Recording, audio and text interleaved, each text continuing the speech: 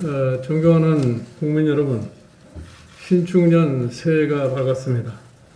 모든 분들의 가정에 건강과 행복이 가득하시기를 소망합니다. 올해 저에겐 세 가지 소망이 있습니다. 첫째 소망은 코로나를 종식시키는 겁니다. 마스크 뒤에 가려진 사람들의 환한 미소가 너무나 그립습니다. 게임 체인지를 할 수 있는 백신이 하루빨리 보급되고 안전하게 접종이 이루어질 수 있도록 당의 역량을 최대로 집중할 계획입니다. 두 번째 소망은 경제를 회복시키는 일입니다. 고용 한파, 내수 침체, 기업 부진으로 생계의 어려움을 겪고 있는 위기 가구가 폭발적으로 증가하고 있는 현실입니다. 우리 당은 경제적 약자들의 절규에 귀를 기울이고 그들이 쓰러지지 않도록 지켜내는데 총력을 경주할 것입니다.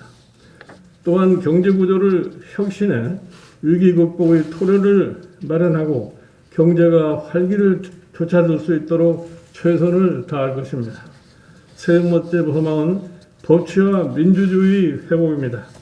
일당독주의 실체를 보며 민심의 분노가 타오르고 있습니다.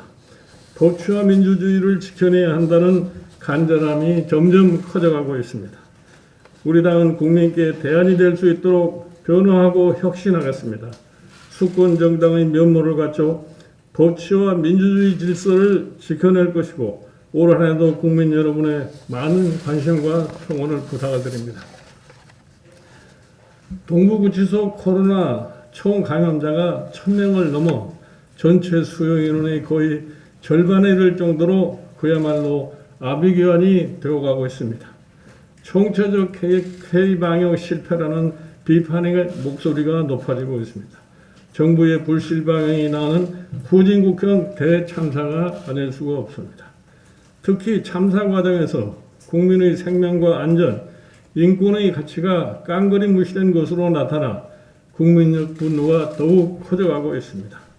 사람이 먼저임을 앞세우는 문재인 정부의 위선의 민낯이 고스란히 드러나고 있다는 비판이 나오고 있습니다.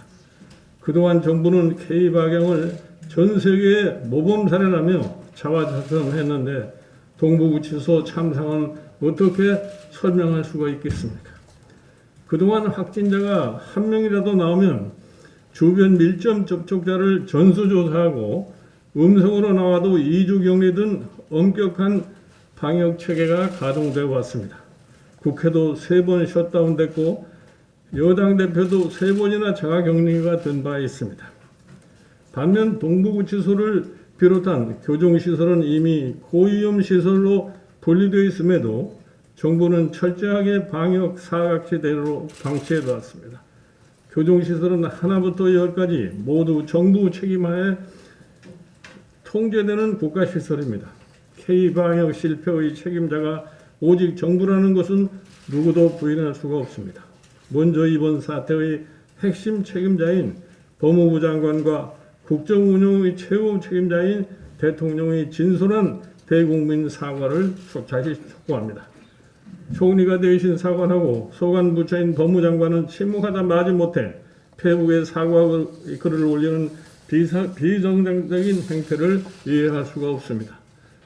두 번째, 이러한 잔혹행위에 대한 검찰의 철저한 진상을 밝히고 실질적인 책임자를 찾아내 엄중 처벌해야 할 것입니다. 현 법무부 장관은 소위 신천지 사태 당시 즉각적인 강제 수사를 체근하며 검찰의 더딘 대응을 강하게 질책한 바 있습니다. 이번 사건도 신천지 및 8.15 집회 때와 방역 수사 및 처벌 사례를 따라 검찰 압수수색 등 엄격한 조사를 즉각 시행해야 할 것입니다.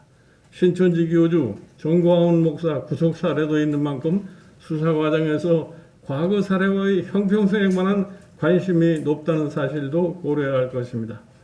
세 번째, 당내의 진상조사 및 피해 구제를 위한 TF를 구성하고 피해 사례 접수와 국가 책임에 따른 배상 청구 등도 공동 추진할 계획입니다. 이번 사태는 인권 측면에서도 결코 묵과할 수가 없습니다. 문재인 대통령은 과거 변호사 시절 재소자는 별세의 사람이 아니라 우리의 일부임을 강조하는 등 무죄 추정 원칙에 따른 미결 구금자의 인권 강화를 표방한 바가 있습니다. 이를 통해 인권 변호사 명성을 얻고 인권 대통령 운운했는데 이 또한 대국민 사기 아니냐는 격앙된 비판의 목소리가 나오고 있음을 인식해야 할 것입니다. 동부구치소 관련 인권 침해 사례는 유엔과 여타 국제인권기구 제소 대상임을 지적하며 국제인권재단과 공조를 적극 검토할 것입니다. 다음은 최근 잇따라 요양원의 집단 감염은 정부를 K방역 실패의 또 다른 사례입니다. 요양원의 경우 치료 전문 장비와 인력이 제대로 갖춰지지 않은데도 돌볼 의료진이 있다는 이유로 방역 사각지대에 놓여 있다는 지적이 나오고 있습니다. 실제로 코로나 사망자 3명 가운데 1명은 이러한 요양시설에서 나왔다고 합니다. 요양원 코호트 격리는 방역이 아니라 사실상 대놓고 집단 감염 숙주로 만드는 방역 참사라는 비판이 쇄도하는 것도 이 때문입니다. 요양병원 참사는 정부의 안이한 사고와 늑장 대처가 낳은 인재라는 것이 감염병 전문가들의 분석입니다. 코호트 격리된 요양병원에서 수백 명이 감염되고 수십 명의 사망자가 나온 뒤에야 정부가 뒤늦게 긴급 대책에 나선 것도 이를 뒷받침하고 있습니다. 현 비상응급 상황을 수습하기 위해서는 무엇보다도 정부가 소위 K방역 마취에서 깨어나야 한다는 목소리가 높습니다. 정부 당국의 정치적 고려와 자의적 판단으로 인해 정부 대응의 신뢰를 잃었다는 것이 전문가들의 대체적인 분석입니다. 정부는 지금이라도 외부 감염 전문가들의 조언을 따라듣고 실효성 있는 방역 대책에 주력할 것을 거듭 촉구하는 바입니다. 다음은 정인이 사건의 실체가 밝혀지면서 많은 국민께서 분노하고 계십니다. 너무도 마음이 아프고 정인에게 미안한 마음입니다. 이웃 어린이집 소아과에서 아동학대를 의심하고 신고했지만 경찰은 안이한 태도를 보였고 아이는 결국 죽음에 이르게 됩니다. 진상규명을 통해 이 사건의 책임자에 대한 엄벌을 내려야 할 것입니다. 저출산 극복을 위해 한편으로 많은 지원을 하면서 한편에서 소중한 아이가 학대를 당하는 현실이 안타깝고 부끄러울 뿐입니다.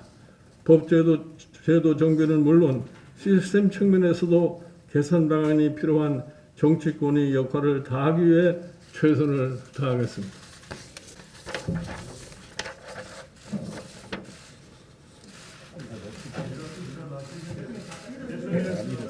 네.